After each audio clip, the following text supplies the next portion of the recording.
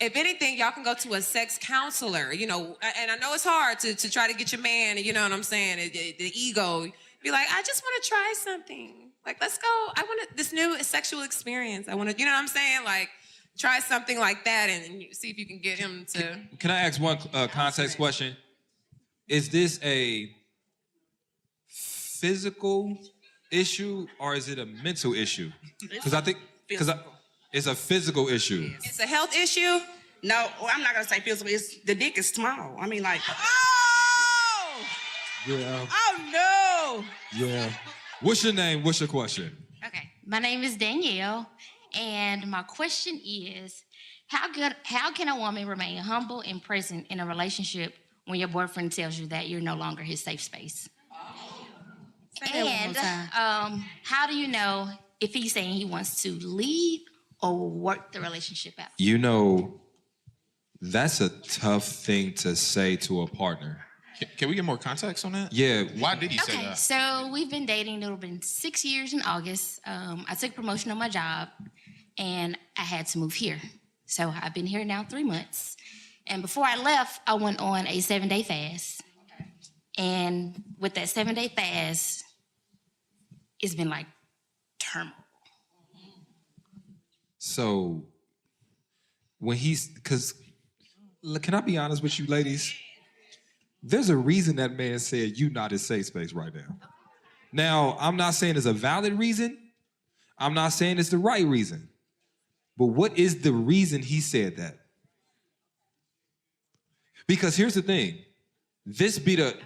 Can I tell you my opinion as a man? And I'm not projecting this on you. I'm gonna give you clarity.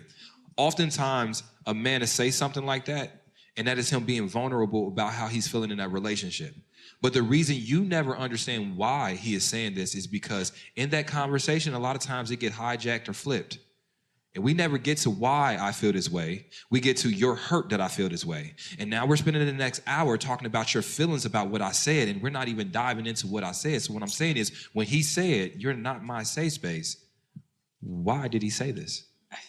He says that he feels like he has to defend himself in a conversation with me. Do you feel like that's true? Yeah. Okay, so with that context in mind. I need more context. I want to know what he's defending himself from. I'm trying to figure out why 6 years and you guys aren't engaged or married.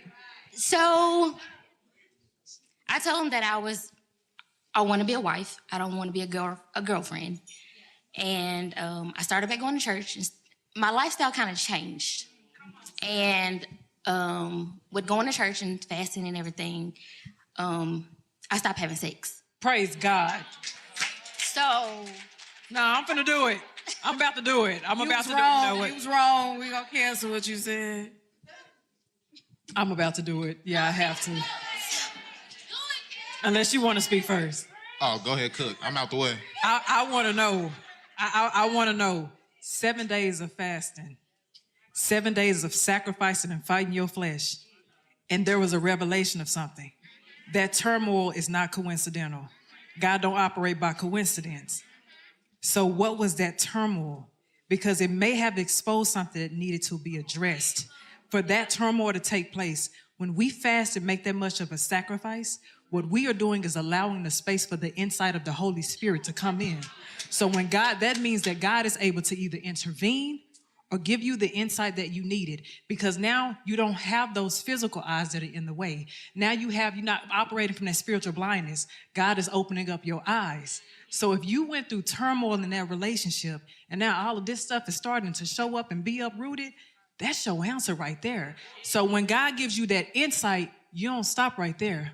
The moment you get that insight, you go right back into prayer. Now you gave me the insight. I need to know how to move. I need you to order my steps now and show me exactly what it is that I need to do. You got that fire in you right there, baby, because the Holy Spirit gave it to you when you fasted. So go back in consecration. I know it may make him feel uncomfortable, but that discomfort may show something that your physical eyes can't see. I'm gonna take it there. I'm gonna leave it right there. I'm going. I got a question. What's your question? How did he react to no intimacy? Like. Why are you being all churchy? You be quiet. Why are you being all churchy? No, hold on. No, hold on. No, hold on. Let's be honest. If the foundation of our relationship was a sexual dynamic, and in that, we got to think, men and women often feel and experience relationships differently. Oftentimes, men, the most naked you'll ever see them, the most vulnerable you'll ever see them is in a sexual arena. And we're gonna not act like that's not truth. I feel love when I have that closeness to you. And without that, because we haven't built our relationship without having that, now when I see that, I feel distant now. Now I feel like I'm not as loved because that physicalness is not there. So I don't want to minimize it and act like that's not a big deal because you decided to make a decision for yourself that affects both of us. Now, I'm not saying you can't, and I'm not saying that you didn't make the right decision, but do you see why some man might be confused about that? It sounds to me like your sex was his safe place. Come on, Nate. And so when you remove sex from the equation to do what was best for you and what you felt was what God told you to do, he felt that you removed his safe place. That doesn't mean that you're wrong. It just may mean that at this point, you two may not be equally yoked.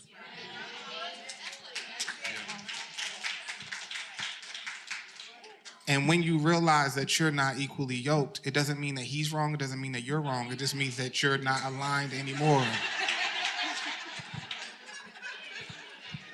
So in that moment, you have some decisions to make. Am I going to do what's best for me, or am I going to please him? Am I going to please him, or am I going to please God? Just like my sis Kitty said, when you begin to fast and do those things, it begins to expose certain things.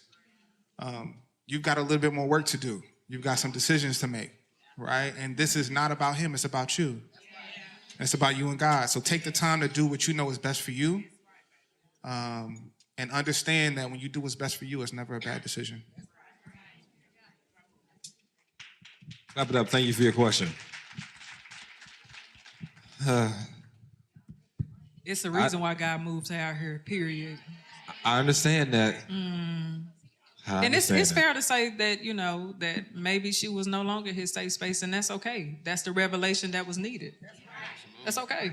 And that's the thing, man. When you start having conversations with God about stuff, when you figure out what it is that you're doing that you're not really aligned with, it hit different afterwards. And a lot of times it's hard to change somebody else's mind who was used to a vibe that you're not on no more. So can't fault them, but strategic alignment always. You know what I'm saying? But I also wonder, what is the effect on men when you decide you've been dealing with him for 6 years and now all of a sudden you decide not to be intimate with him anymore?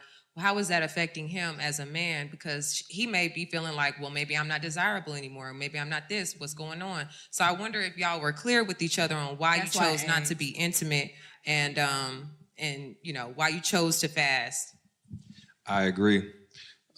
Next question, our next question right here, because I'm gonna tell you, sex is a safe space for me. Here you go. Hey, yo.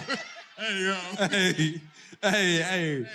But here's the thing. Let me tell you this though. I would say if I was with somebody, if I've invested 6 years with somebody, 7 years with somebody, and this is a change that they want to make, because I imagine it's probably just until marriage or something you're giving up temporarily for clarity.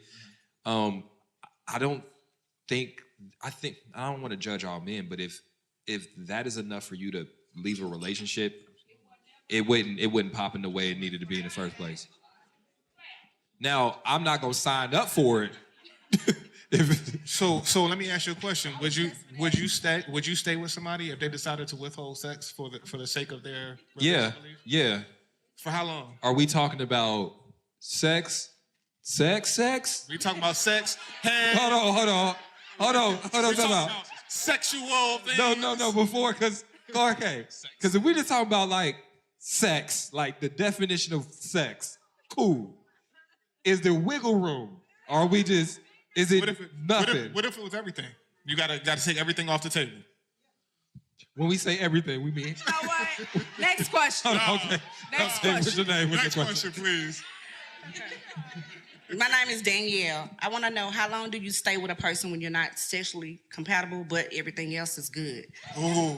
If everything else is good, I mean, you got your hand, you can go down to the street, down use the store. I've never felt like sex is a reason to leave a healthy and good relationship. Teach We're 'em. not gonna get 100%. Nobody's gonna be perfect.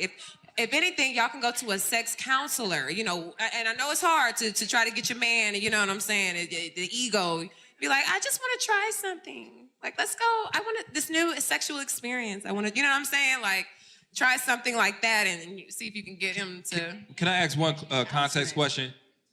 Is this a physical issue or is it a mental issue? Because I think it's a physical issue. It's a health issue.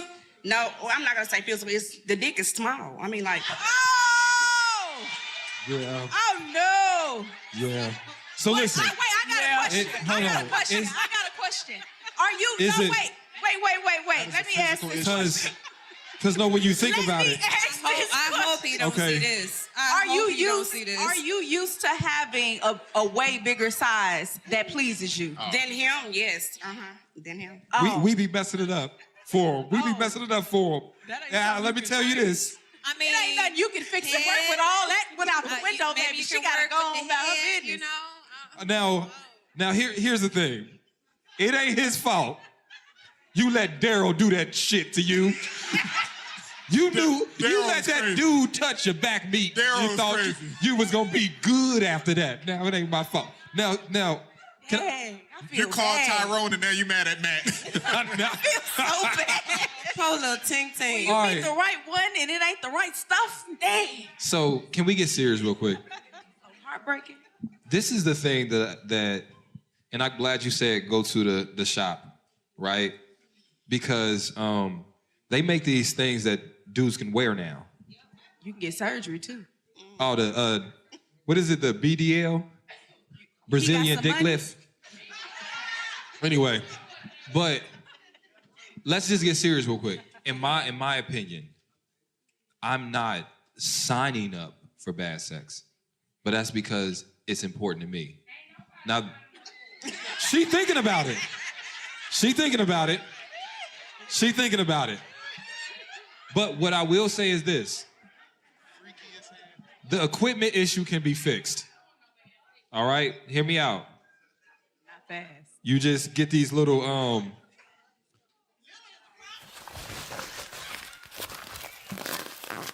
and he can strap some stuff up. Listen, That's gonna cause a problem later on. hold on. Is it okay? Let me ask you a question. Which is harder to find? A good man or good dick? Good man. Period. A good man. Period. So I'm just saying. Lil Tink Tink trying. Go ahead. It's important. I feel like she's gonna end up cheating. Yes. Because when your body Why she say yes like when- that? when your body is used to being pleasured a certain way and you're used to being touched and dealt with a certain way, especially knocking up a certain way, it's not gonna feel the same. And as much as you like somebody, you're gonna get uncomfortable. You're gonna get uncomfortable when every time it's time for y'all to start being intimate, you're gonna start being uncomfortable and you're gonna start pushing back. Cause we've been there, done that. You start pushing back and now you like, I ain't really in the mood, and then it becomes, he's gonna eventually see that you have a problem with that. So you're gonna have to make some hard choices eventually anyway. Yeah, because eventually, good point. I think it was you that said it earlier. Back to the point of he's going to feel that rejection, and then that's going to be an issue. If he starts to feel like, let's just say that they're intimate and she's checked out because she's like, I don't even like this. You can't really hide that. Even a fake moan can't hide that. And then he starts to feel rejected, and then that becomes an internal conflict now within their relationship that they have, and then she's not satisfied in that capacity, so she could end up going over the fence, or he can feel rejected and he can end up going over the fence, or just whatever the case may be. So it could cause a problem. Sexual compatibility is important, One more question. especially long term. I know it's a Sunday. We got the church people here. I'm trying to be careful.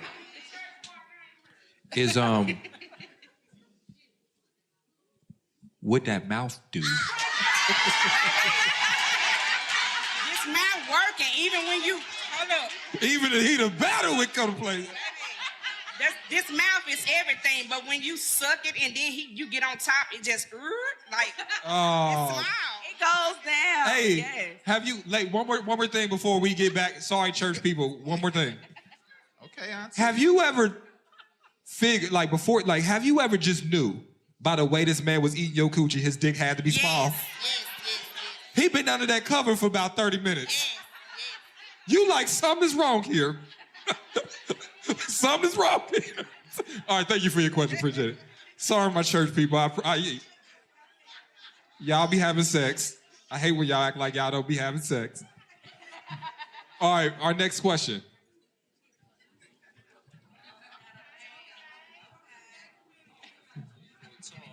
Finally, a man. Can we give it up for the brother asking the question? All right, what's your name? What's your question? My name Dietrich, and I know I'm gonna probably get ate up for this, but I kind of gotta know. I just had them clap for you.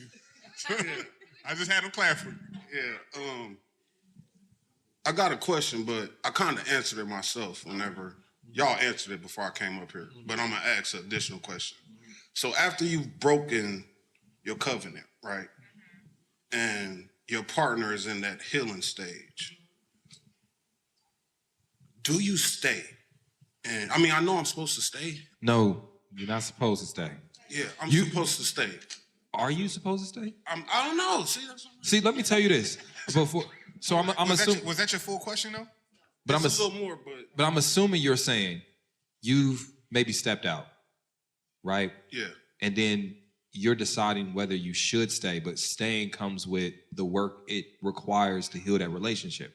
Correct. Right. Which I'm fine with the work. I go to counseling. Do you want to be there? Yes. Okay. Yes. It's enjoyable. But it's hard. It is really hard. We can ask the questions. What's hard about it? Showing up, man. You know, sitting and seeing your partner hurt. Like, you know, no man really wants to see their wife, you know, deal with the triggers. Like us being here, which I'm here with my wife. It is triggering my wife. She's strong. I asked her whenever we took our break, why did you want us to come to this? Not saying, oh, we shouldn't come, but why? And it was she love you. She love you to death. And it's hard, man. It's really hard being a man. I ain't got no father or nothing, so you know nobody ever taught me how to love. You know, so it's difficult. It's just difficult. Have you in other relationships have you been unfaithful in other relationships? I never before had her? a relationship like this though. So this your first real relationship. Correct. You don't count the others. No, I don't count them. But the ones you don't count. But no, this is important. But the ones you don't count, have you been able to be faithful in those agreements? No. Okay. But I'm gonna tell you this, and I know you got something, but I'm gonna just speak from my perspective as a black man. Okay, can you ask a question for them and then I can give you my perspective? Do you stay while your partner's healing? Okay. I'm about to come pass you the mic. Where you I at? know where you at. So look, before we get to your question, I want to say this. Growing up as a black man, and this is not comparative, so I don't want it to be a man versus, this is me talking about my experience, and I can imagine it's probably similar. We were sexualized at a very young age. Yeah. We were taught sexual irresponsibility as if it was a badge of honor. And a lot of that stuff we have not deprogrammed. And so we take that into adulthood, looking for the validation of other men and not necessarily the woman we with. Because think about it, you'll be more honest with your boys while you're in a relationship than with your girl, your wife, the person you're with. Because here it is, and think about the level of intimacy we have there. And we like to say that our relationships with men aren't as deep as the relationship that we have with our lady, but when we're thinking about cheating, we'll be open and honest with our boys, right? because we know there's a culture of enabling that behavior. And so the first thing I would start with is assessing those people around you, because I'm not trying to call nothing out, and you're grown, you probably made your own decisions. But I think about the times that maybe I've stepped out of my life, the times that I was up to things that I shouldn't have been up to. There was always a man in my corner upping that shit. You know what I'm saying? There was a man that I knew that would validate my behavior and not challenge me to be better. And one of the things I would say to the men in the audience, like, if you care about your boys, man, you gotta step up and say something. Because here's the thing, you not saying nothing now gonna mean he gonna be sleeping on your couch later when she kick him out because she done found out what he was doing, right? And so that is one of the things that I think is so difficult for a lot of people that didn't grow up as a black man to really understand. And I know a lot of men can experience this, is that if you didn't deprogram that, now you get into these relationships, and even if you love her, you're operating on this autopilotness of years, 36 years of this teaching that was wrong, right? And so I would encourage men, before you get into a relationship, to deprogram and heal that trauma from our childhood. One more thing before, I know I'm getting long-winded, but I'm about to stop here. I knew my uncles were cheating, and I was told not to say anything as a young boy. And it's just, it grows to this thought process, well, every man cheats. And when you do, you ain't supposed to say nothing. But anyway, anybody got something for his actual question? Yeah, for sure. I appreciate it. Yeah. So, speaking from personal experience, I was married for 5 years. Closer to the end of that marriage, I stepped out on my wife. I did not have the courage to fight for my marriage like I should have. Yeah. Hindsight is 20/20. I should have fought for my marriage. I applaud you so much for having the courage to do what I didn't have the courage to do. And it's going to be hard, and it's going to take work. But what I will tell you is, do the work. Fight for that marriage. She's worth it. I heard somebody say she's worth it. But not only that, you're worth it. You deserve to see everything that you can become. I believe in the man in you. I believe that there's a good man in you, right, that desires to do right by your wife, okay? So the advice that I would give you is to serve her. Serve her as she grieves. Serve her as she heals. Serve her as she rediscovers the trust that she once had in you. Just serve her. And you will find in time that as you do the work and as she does the work, that pain will begin to diminish. He also has to be open. Here's the other side of it. Here's the other side of it. She's not the only person that's hurting. You are too. Because you're watching someone that you love deeply. Girl, we finna put a piece of tape on your mouth now. Girl, let us get through the recording, baby. She's not the only one grieving and hurting. You are too. Because you're watching someone that you love, that you may have destroyed, go through it, right? But continue to do the work. Yeah, they say love her. They say once you beat Satan, he show up with 7 others, and they be worse than before. And, you know, and I'll tell you how they show up sure. too. They show up as shame and guilt. Absolutely. You know what I'm saying? That's how the devil shows up in seasons like this. So I see you, bro. I see you as a man. You know what I'm saying? And I just want to say, you keep on in the season where your lady is healing, you healing too, bro. Actually have a real conversation. And, I'm just gonna add a little piece to yours for a second. I'm glad you said shame and guilt. That self-resentment, that lack of self-forgiveness is gonna eat you away. You should be able to dialyze the internal experience with your wife. You want to externalize what you are holding internally. I know that it was your mistake, but both of you all are still one. You came back to reconnect. So just as she should have the space to be able to talk to you, you should be extremely honest, transparent, and vulnerable to let her know, today, I'm really dealing with this moral conviction. Today, I'm beating myself up. I feel ashamed for what I did to you. Today, I'm struggling with guilt. And both of y'all should be able to hold that safe space without interruption, without distraction, to fully talk through, because that's going to help you all heal through this together. It's better to heal together, to lean on one another. That's the reason why you have one another. So do so, but learn how to forgive yourself. You got to talk about it and let it out. Because if not, when y'all are laying in that bed together, you're going to be beating yourself up and she's going to be thinking everything is okay. And that's going to turn into depression and everything else. And that just creates a footstool for the enemy to come in and terrorize your marriage. So don't allow that to happen. Work on forgiving yourself and externalizing what's happening internally, okay? Absolutely.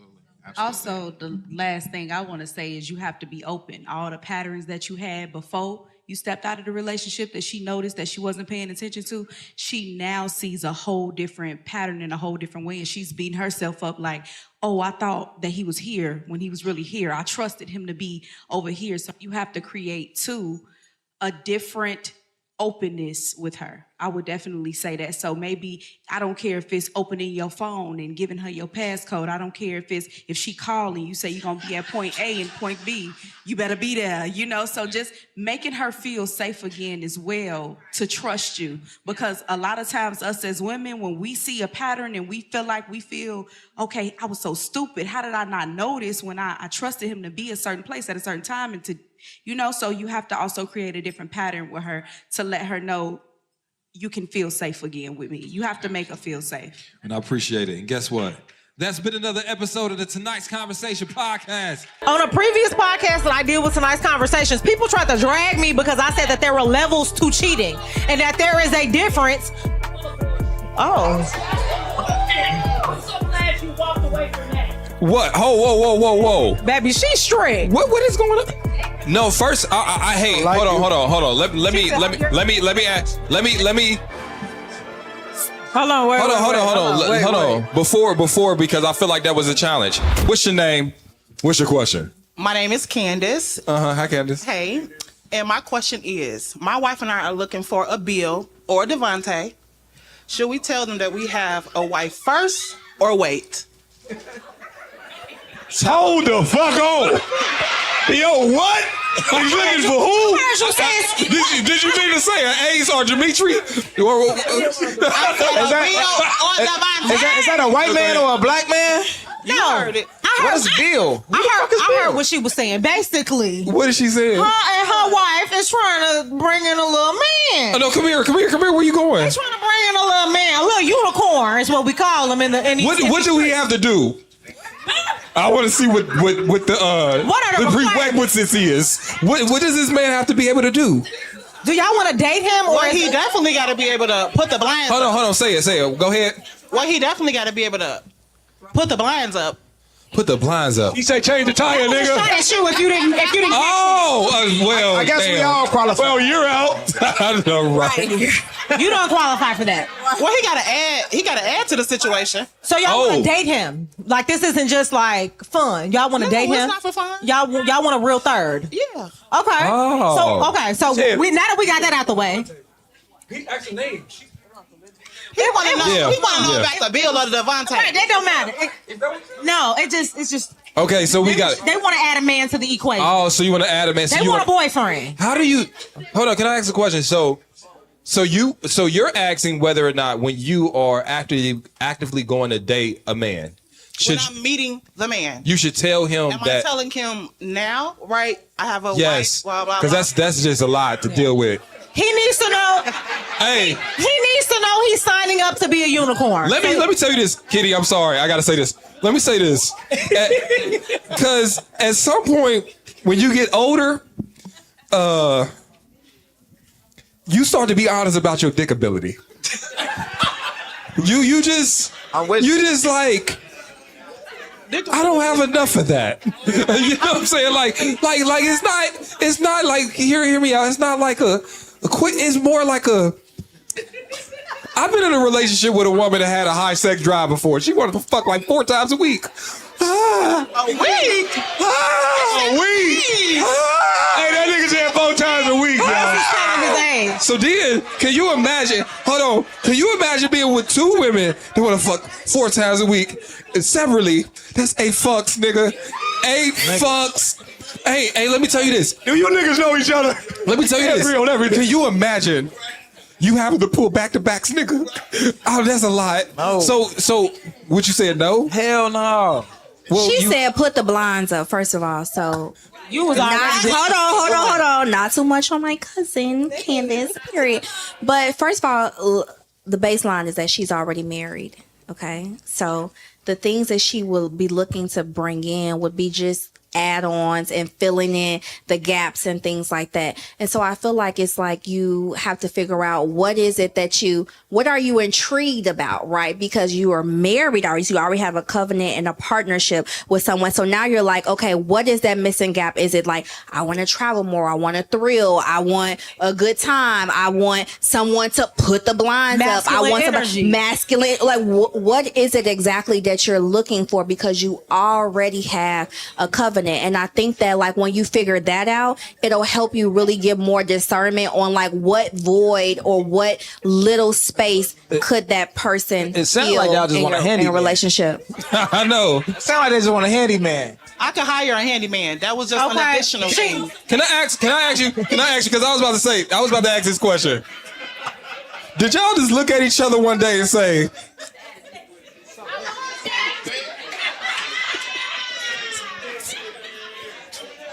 some dick would be nice? Like, you know, not like, you know, It's not sex. or Thanks. It was more so like They both- a PJ would be nice today. or they both walked in the living room, said the blinds, hey, them motherfuckers kind of crooked. Hey, we should get a man. Hold on. Can I? All right. Just totally invasive question. You don't have to ask it.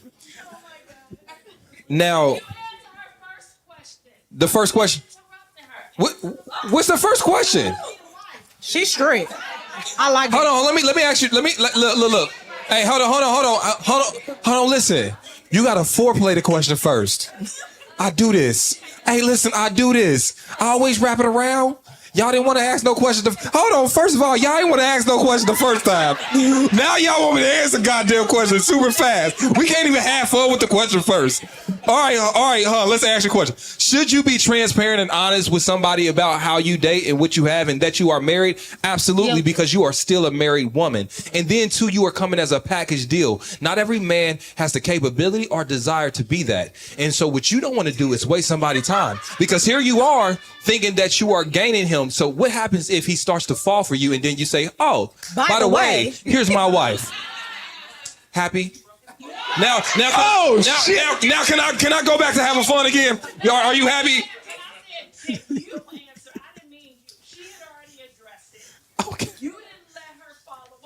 Okay, do you have a follow-up real quick? Hold on, let me let you produce. It's an intimate show. Okay, what's your follow-up? Okay, can I get back to my point? No, I'm just playing. Thank you, you've been a good sport. So, yes, I absolutely feel like you should. Anybody else have anything? Because I had a good joke that I forgot now. I think he exactly right though. The idea of it is imagine if you was dating a man, right? Let's say you were in a man. Well, let me say this. Let's take the married part out. If I had a girlfriend, right? and It's the same thing. It's the same thing. It's the exact same thing. If anybody comes to the forefront of dating and say 6 months later, 3 months later, 2 weeks later, this is also what I come with. You lied to me. I didn't sign up for all of this ass. You know what I'm saying? Well, hypothetically speaking, listen, I don't make it a joke. Don't yell at me, please. You have to be transparent with what your desires are. If that man is walking into that date thinking he's only going to provide for you, whether that's hanging the blinds, whether that's sexually, whether that's financially, then it is deceitful to now spring some shit on that man he did not account for. Let's say if it was a child, it'd be the exact same thing. You want upfront honesty, you got to lead with upfront and honesty. I think that it's an assumption sometimes that every man would like two women, right? Because like, why would you not tell somebody that? That's a big deal that you have someone else that you finna bring into this situation. But I think there's an assumption that like, oh, he gonna be happy about this. Wait till I tell him this. It's two of us. And a lot of men would love to have fun with that. But a lot of men don't want to provide for two women. A lot of men don't want to deal with two women's emotions. Hold on, time out though. Hold on. Yeah. Typically, I would agree with that. Okay. But this is already functional. Right. This situation is already working. They already know how to pay their own bills together. They know how to do a lot of. But you still, at this point, I can. Here's the thing. At this point, I could probably see you. I can see that couple I'm making the decision at one time. It's different if I'm choosing to find two people to bring them together that we don't even know if they have chemistry. Right. So I would say in this situation, it might be a little bit different for me. So, y'all know I'm a therapist. I've seen many situations play out. One of this being one of them. And in the beginning, like again, if it's just all fun and games, great. But when you talk about having a boyfriend, when you talk about like adding someone in and having expectations and commitment, it can get a little tricky because one of y'all might be the chill, cool wife, and the other one might be the rah-rah wife. Like the other one might be the problem. She might be the mouth. She might be the person that complains or has issues, right? And so that can disrupt the whole dynamic, especially because if you and him vibing and she the one who kind of gets in her feelings or gets attitudes or whatever the case may be. So you want to make sure before, and that's in any dynamic where you're considering bringing in a third that isn't just a one-time thing, that you're talking about bringing in a girlfriend or having a boyfriend, is y'all foundation where it need to be before you do that? Can y'all create like a joint couples Tinder account? Is it like People do that all the time, Like you just actually. put both y'all faces on it? I'm gonna be okay. Y'all and would all get the a little- lot of the little swipes. couples, they be popping up. Thank you for your But then question. also, he not like a toy thing though. He a whole person, so he got needs too. So y'all gonna make room for what he needs. For his you know what I'm needs. saying? He not 'Cause- just 'cause you know some what? dick in a screwdriver. Hey, you know what's interesting? Not them, because I don't want to disrespect y'all matrimony, not y'all. Just talk about other people. They might even be out of practice. Because in my head, I'm like, this would be two girls, but they out of practice. You don't know the last time they did what they needed to do. What if it's been a while? No, it might have been a while. Well, not necessarily, because I mean, It's like we're a riding a real bike. one. Man, I mean, I always say I feel like being like vegan, vegetarian, and sexuality is a spectrum. Like you may not have it for years, but one day you may wake up and want chicken. Hell yeah. What was the question? I had a question I handed about infidelity somewhere. All right, can you come to Mike? Hey, you waking up and want some chicken is interesting. Ask a vegan for 10 years if they ain't never woke up and Hey, wanted I a bet piece they of throw chicken. up. I bet they throw up. I know, right? Wow. I ain't say they ate it. I just said they Hey. thought about it. Did I ever tell y'all the story? I gotta stop telling these stories on podcasts. But I had got called in by a lesbian couple before. This is way years I behind. called in like it was an interview. Yo, they had me do like the extra shit. Like they wanted me to send a picture of it. They wanted to. They needed to evaluate. They He needed was worth their the time. whole thing. But I don't know if I'm allowed to say. You know, the more masculine presenting Woman portion- out the group. is that a word I can say? She said, "You're good." So like whole time I thought she was just gonna be in the corner. You know what I'm saying? Like I'm thinking she bringing me in just like because I didn't in my mind. I'm like, you thought she you wasn't don't gonna want wanna dick. participate. She did. She said, "Sign." She did. I was like, no, I did, but it was just like, I was confused. I didn't. Did she have ass, titties, and a coochie or not? But I didn't expect it. Well, like you wouldn't expect, like for real, you would not expect it. It was crazy. Did she keep her fitted on? Huh? Did she keep her fitted on? You know what's funny? She had a Scully. Yes, she kept it on. All right. What's your name? What's your question? Hi, my name is Michelle. Hold on 1 second. Close. Step in the back. Close. He already Say, said do we got a single brother in here? Anybody? Would you hit the stud? Where you from, bro? Where you from, bro? It's lonely out here. Yeah, I'm saying it's a package deal. It's a package deal. Yeah. I don't believe him. All right. We got to get serious. What's your name? What's your question? Michelle, All right. What's your question? after accepting infidelity, not meaning I accepted it, but I chose to move forward in a relationship, how do you move forward when you're easily triggered and it's constantly coming up in your mind? Kitty, do you got something? I do need a little more clarity. Okay. Yeah. So, you know, the forgive but don't forget. If you can't forget it, how do you forgive it? It was before the relationship? No, during babe. the relationship. She got cheated on, Hey, and you, and she chose to move forward. I would say it's really on him to have a lot of patience with you, because I can't fuck up and rush you through your grieving process. That shit gonna take a while. And I think as men, I'm gonna say this, right? I cheated in my relationship with my son, mom. And as a result of that, I created the first broken home in the lineage of my family. Wow. I didn't understand the magnitude of that shit in college. I get it now. You get what I'm saying? I get how I'm in one household, his mom in another household. He got the disciplinarian over here, he got the nurturer over here. He never getting everything he need at the same time. It's fucked up. And then his kid's gonna suffer because he never seen it done right. So as a man, you can as a man, That's some Chicago shit right there. Hold on. Listen, I'm on some real shit right now. Listen. It's like on some real shit though, we gotta understand the consequences of what we doing before we do it. We programmed to do a lot of shit. We think a lot of shit cool. And when that shit hit the fan, you got to deal with the consequences of it. Nah, nigga, you going to be in a situation where she not going to forgive you right away. It's going to be hard. You going to put in all this effort. You're going to be wondering like, damn, she not receptive to it. What if I put in all this effort and she still don't want to take me back? What if I put in all this effort and she still want to continue relationship? Nigga, that's your fault. You don't get to feel that way after you fucked up. So it's really on him to be patient with you. But I think also, It's too long. So it's not my personal relationship. It's actually a close relative. And I'm almost feeling compassion for her husband. He cheated, but she putting him through the ringer. Right. I mean, like through the ringer. It's been almost a year now.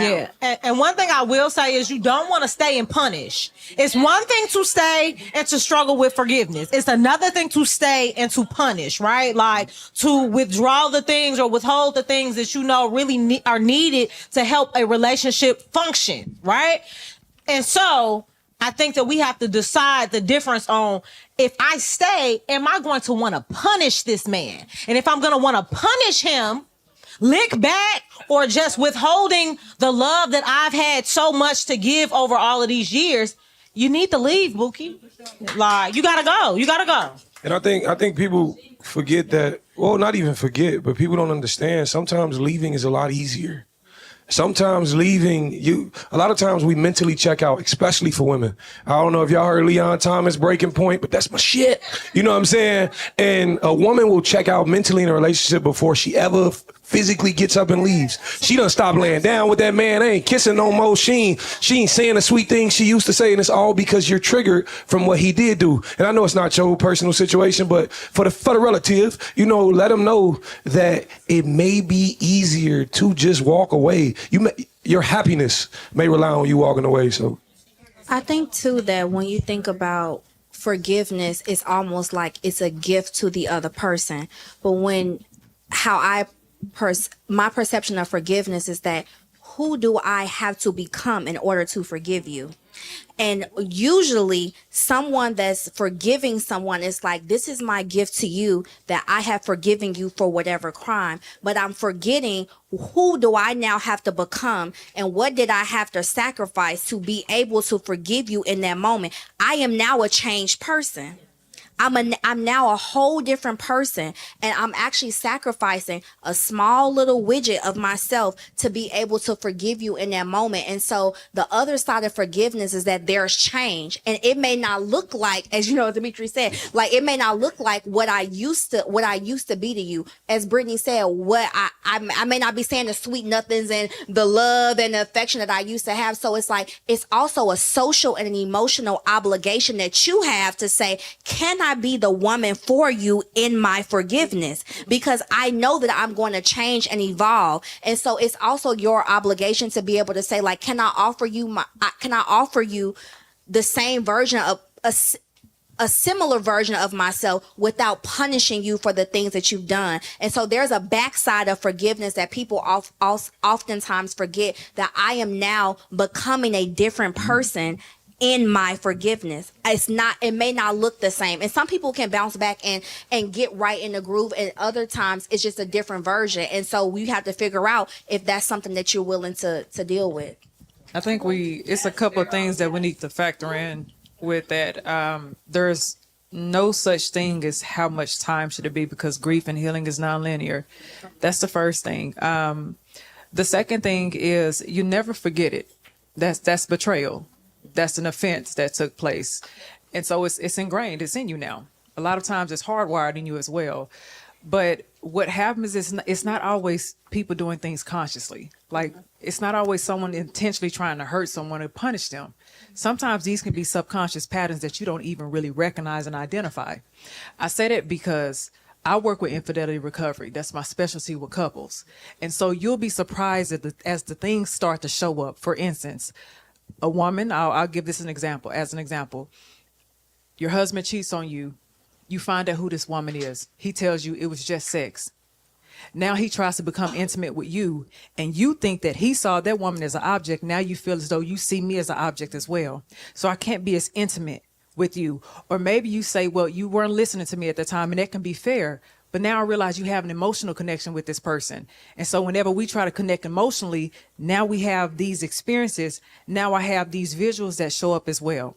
On top of that, maybe you didn't tell me fully what I needed to hear from you. Maybe you weren't fully honest. And so now I'm creating scenarios in my head as well. But since it mimics PTSD as well, just being around you sometimes can trigger an anxiety in me that I had no idea.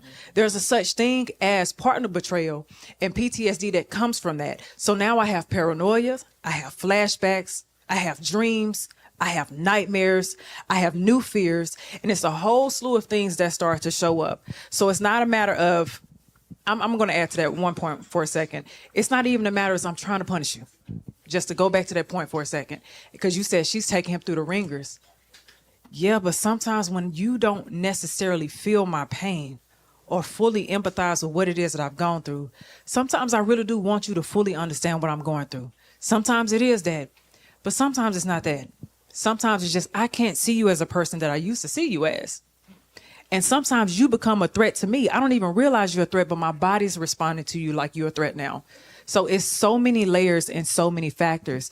And grief can show up one day as I'm angry, and I think I got to this place of acceptance, but now I'm angry all over again. Now I have this chronic depression that's showing up. It's just so many stages that you have to go through. And a lot of the times the reason why people are not able to reconcile is because the honest conversations were never had. Yeah. And so until we have those honest conversations, and yes, you do need to know why did it happen. But also for the person who is grieving, the person who was offended, you need to fully understand what you took them through and be willing to listen. But sometimes the offending partner really wants you to hurry up and push through. I said, I'm sorry. I said, I'm good. Yeah, but I don't think you understand. Now, when I look at you, I'm disgusted. I can't eat. I can't even talk with my friends the same. I'm over here trying to figure out how I'm going to still maintain and show up as a mother with my children. And there's so many situational and environmental factors that you have to take in as well. It's not easy to just walk away. Can I add this? And I'm going to say this in real time, so hopefully it doesn't come out clunky. I get two different ideas of forgiveness, right? You get the choice, the conscious choices, and you're saying in your head, I forgave them. And I believe that is so easy to do that we do it before we actually forgave them. And sometimes you just got to be transparent with people. Like, I'm working through this forgiveness part. Like, I've made the conscious choice to try to, and to do those things to reconcile the relationship, whatever. But I'm not completely at a place where I can forgive you of this transgression yet. Like, you get what I'm saying? Like, I feel like it happens and then I say, I forgive you. Right. I don't think that means you actually did. Mm-mm. And I think we have to be honest with our partners, because sometimes we mislead our partners. We make them think that, yeah, we forgave you. And then now that person, like you said, you forgave me, because we have an understanding that forgiveness means if Biden forgave, or Trump now, forgave your student loans, but then came back 2 months later, like, actually, but you still got to make payments. You like, hold on. You said it was forgiven, right? And I think that's what some people do, is just like, we got to be careful with our words. And sometimes, I'll be honest, sometimes that means right immediately after the infidelity, you need to step away. Because I think you need to figure out exactly what you want, where you want to go, and if you really want this relationship. Sometimes you're only trying to fix it because that's what you think you got to do. Yeah. You don't even know if you really want to do it. You don't know if you really love this person still. You don't even know who this person is. And then for that other person that cheated, nobody making you stay there. I've said this on many podcasts. I respect people that cheat and leave. I really do. I think it's merciful. Go ahead. And I was actually getting ready to comment on the perspective of like the person who did the cheating. They still have their own feelings and thoughts to honor, right? Like they still have a positioning in this relationship. And even though they did the transgression, people lose sympathy for the fact that like that person is going through something too. Because we don't know the conditions in which the cheating took place. We don't know if it's a one-time thing. Usually if it's a one-time thing, we could talk about that. If it was a full-blown affair, they're a multi-person cheater, then that's a different situation. But that person on the other end still has a choice. They still have feelings. They still have thoughts that have to be honored. And again, if they're staying, we need to figure out, and they feel like they're being mistreated. It's over the top. It's punishment. It's all of these things. And there's no progress being made in any sort of fashion where they could see a glimmer of forgiveness, whatever that looks like. We really need to have a serious conversation. Can I ask one question Are we real done? quick? Can I ask one question? My bad for cutting you off. It was something that came up in the Dallas show. And I want to ask it to the audience and then the panel to get your thoughts on it. Let's say the cheating was more of an affair. Let's say it happened over the course of some time. In this relationship, I tell you, I cheated, blah, blah, blah. You're willing to work through it with me. Are you also willing to give me the space to grieve my loss of that relationship?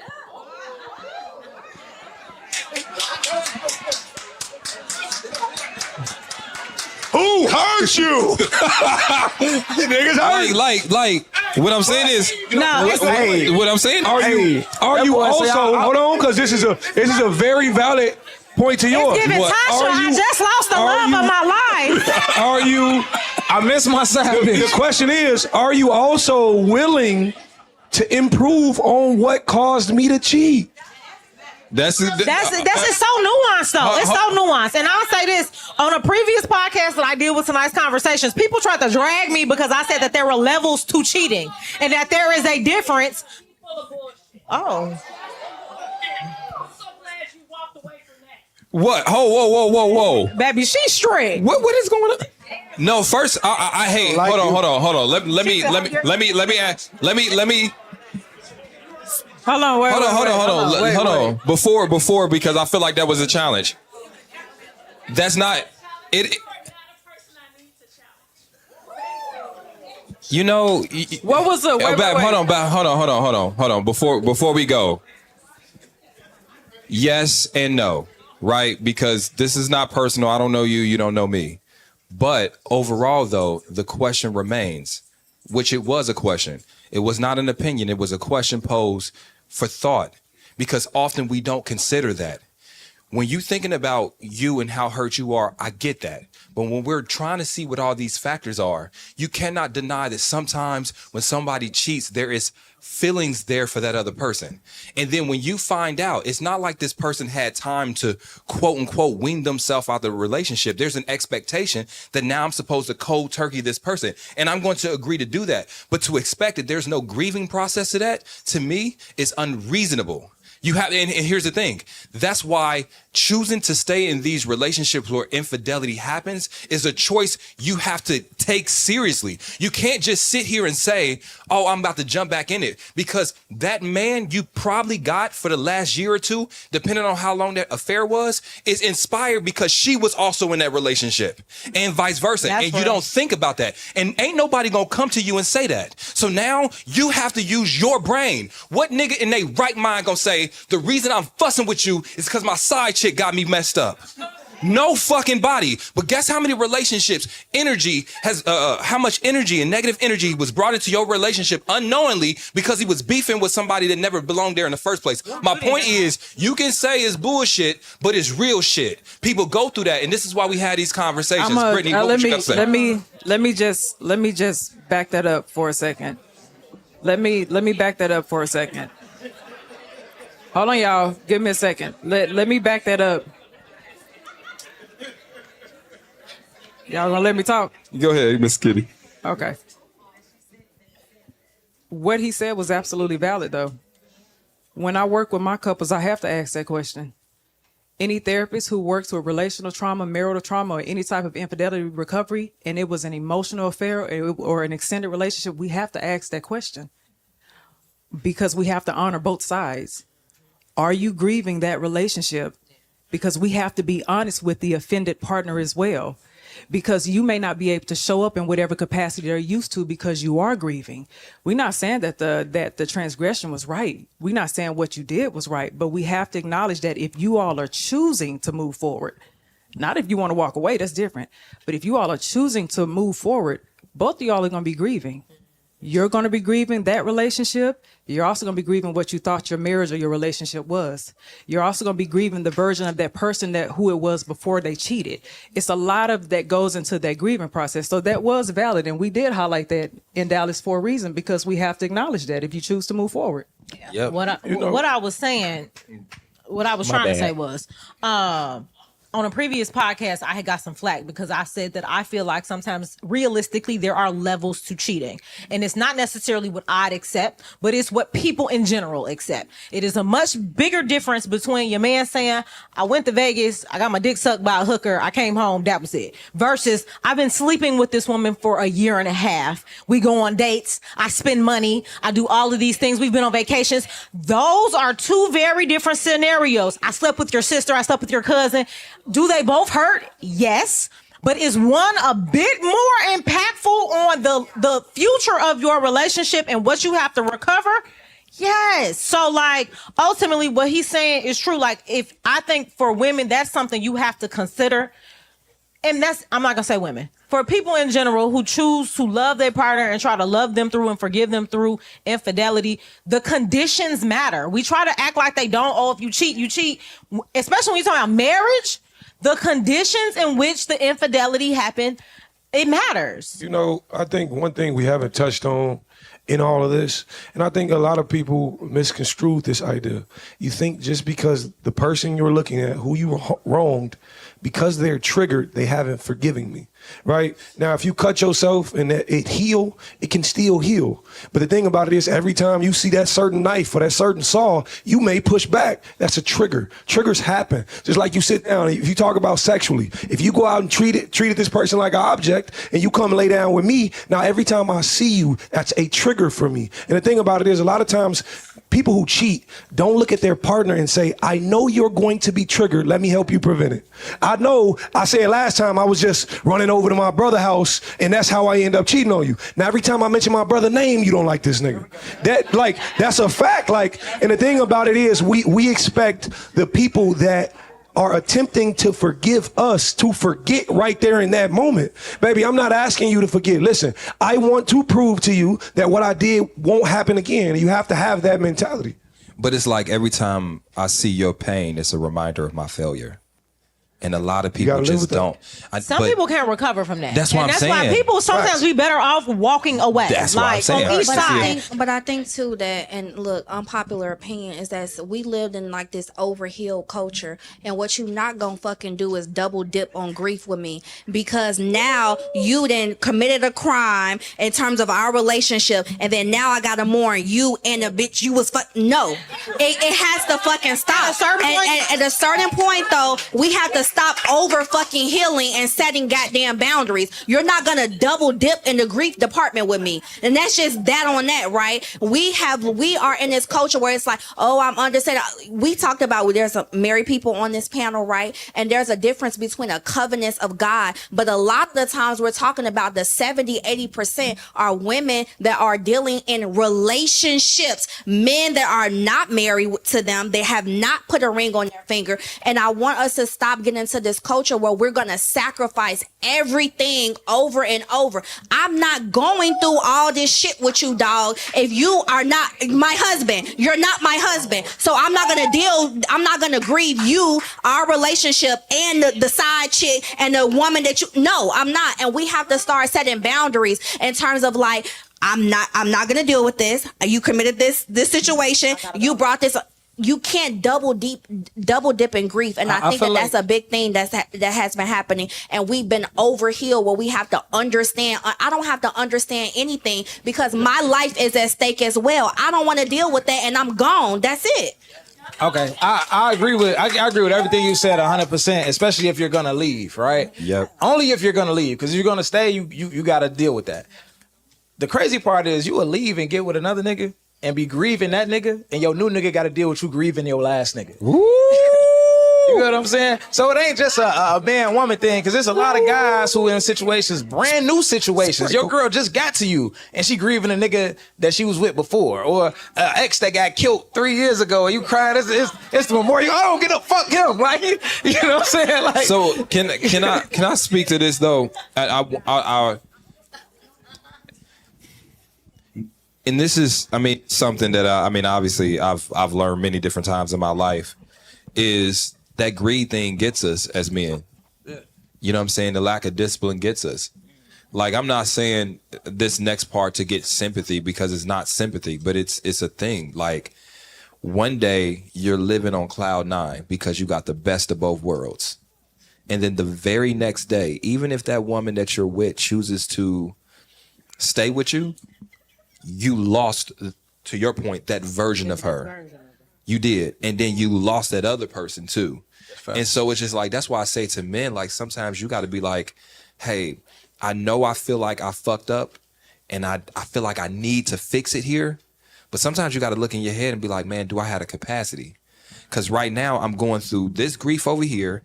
And then the grief of this is going to be a new woman that I'm with now, because it's the old, how she looked at me ain't gonna be how she looked at me for a while. Sometimes you gotta be like, man, nah, I ain't got it. So with her question, it's like, that man gotta stand up for him.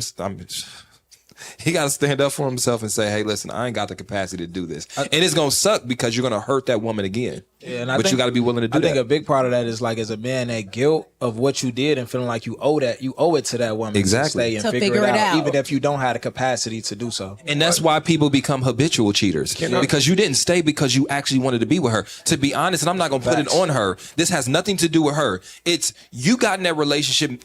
A lot of women don't even think that men settle. You got in that relationship, that is not the woman you wanted to be with. This is not the woman you are attracted to. Maybe on paper it does, but the fact that you keep, and it's not on her fault, but it's like sometimes that cheating is the sign that that's not the person you need to be with. You know what I'm saying? And I'm not saying I'm not talking about a man that just, okay, I really love her, I just had a slip. But if you turn into that habitual, it's just like, maybe she's not it for you, bro. Can I say this though? As the man, I think a lot of times we have to dial back and look at actually how we was raised, how we grew up. As a young man, everybody preaches, be a pimp, go out there, get as many as you can. I want to see it. I'm talking about from kids to 5 and up. You telling the kid, hey, good job at school with that little girl who like you, XYZ, blah, blah, blah. We was taught this. Like, it's been inbred into our culture. And the thing about it is, I think a lot of times people don't see the opposite. It takes a lot of power to be a good man. It takes a lot to be good to one woman. It takes a lot to say, I know I want this, or I know this thing looks appealing to me, but I'm gonna put it down out of respect for what I got at home. That's a powerful man. And those notions and those ideas haven't been embedded into that man's brain. So for a man to come home and say, baby, listen, this is where I want to be. I'm assuring you that. And who can't cheat, y'all gotta at least praise the man who's being good to you. And that's all I'm saying. But you know what? I say this too. I respect a man. I respect a man who knows who they are over anything. Like, I respect a man who's like, yeah, no, I'm not ready to be monogamous. I don't know if monogamy is for me. I respect that 10 times over than a man like who's unsure and is doing what he feels like society is telling him to do. Cause that's the man that's gonna hurt somebody. The man who know who he is, like, he gives you a choice to deal with it or to leave. But I also think there's like a space for like not letting people heal on your back, right? You like talk about this grief of like, oh, I've dated this person, I made a mistake, and then I'm grieving the side chick or whatever. You're not gonna heal on my back. That's it. You're not gonna heal. We're not gonna heal this space on my back at the expense of myself and my own healing, right? You can give people space in their relationship and choose to walk away, and also understand that I know why he did this. I know why he was I understand why he did these things, and not allow somebody to heal on your back and go through the same motions that person put you through. I think that there's also space, and sometimes you don't have to use the tools and the strategies that you've learned through life and go back to that construction site. You can go out into the world and say, I'm a better person. I'm a better man. I've learned these things. I have this capacity now. I know now my wherewithal and what capacity that I have in life to deal with a particular woman. But you don't have to sit back and it's not no beef, no shade, no bitterness or anything, but you don't have to let anybody heal. You're not going to heal off my back. Does that only apply to infidelity, or is that in general? Because right now we're talking about, obviously if the poor choice or the horrible decision was infidelity, but there are times in and out of a relationship where somebody's going to disappoint you. They're going to let you down. There might be some sense of, whatever, right? That's going to require a level of understanding. Again, what I was simply saying is just being realistic about what somebody is going through, even if that person made a mistake. There might be a time where you decide for yourself, we're in a relationship, but you decide you want to take a job across the country. We got a family, but you're going to do it because you need to do it for yourself. You leave me here with this kid, you go do that and end up going wrong, and now you're coming back, right? You're coming back, and I'm like, I might have to have the wherewithal to say, okay, I know she know that was a poor choice now, and she's back here. But now, not only is she grieving the fact that that job didn't work out for her, but now it's the failure of it didn't work out. Right. And my dreams didn't work out for me. And now, as much as I want to beat down on this person, as much as you want to say, I told you so. Yeah, but it's just complexity. The only reason I was saying the complexity part of it is never just that linear of like mistake one or poor choice one, and then this. You also have to consider there's a whole bunch of factors. And that's why I think therapy is so good for people, because you have an honest space to actually talk about stuff. And guess what? You have a rebuttal. I'll give you a rebuttal. I was just going to say that, and this is just a real true life example. We're talking about randomly a guy that I'm dating, go on a date with him, and he's sharing different things about his past experience. And later on, I talked about, I was like, oh yeah, you mentioned you were like dating this girl in Atlanta, blah, blah, blah. I was like, I feel like that was a lot. He said, oh, you're weaponizing what I said, or now you're using it against me. And I said to him, you told your truth. That doesn't mean I have to like or want what you said. I don't have to like your truth, okay? I can listen, receive, and also not weaponize it, but I also don't have to accept. And there's a fine line between that. And that's all I'm saying. Because you've now admitted, and now you're like, hey, I want to work. I can literally respect, understand everything that you have explained and not welcome it into my life. We'll clap it up. Appreciate that. Hey, Chicago, thank you so much. We appreciate y'all coming out. All right.